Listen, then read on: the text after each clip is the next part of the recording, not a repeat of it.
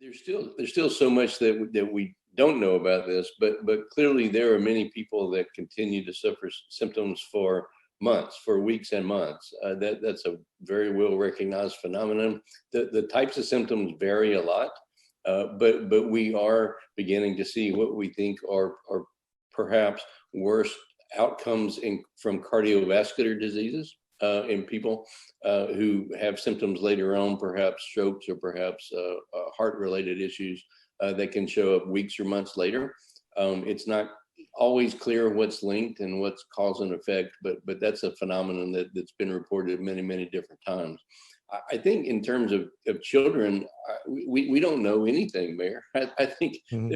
there's so much that we don't know in trying to understand how kids are gonna go into the future, having been through a COVID infection themselves. Oh Kids yeah. are Oh yeah. resilient. They don't end up in the hospital with an acute infection as often, thankfully.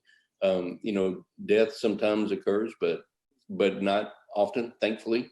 What happens in the long run, we just don't know. I'm reminded that in the 50s when polio was an issue, a really highly effective vaccine was developed. It ended that epidemic. Polio became rare, and to this day there's no wild type polio existing in this country.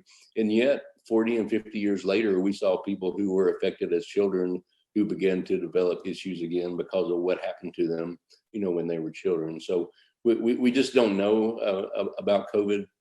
We know the best thing you can do is to prevent infection. And so Right. that means for your kids 5 and up, the best way we have to prevent infection is for them to get vaccinated, and then to use appropriate care when you're going to be around other people and mixing with other people and all the things we've been trying to say for so long.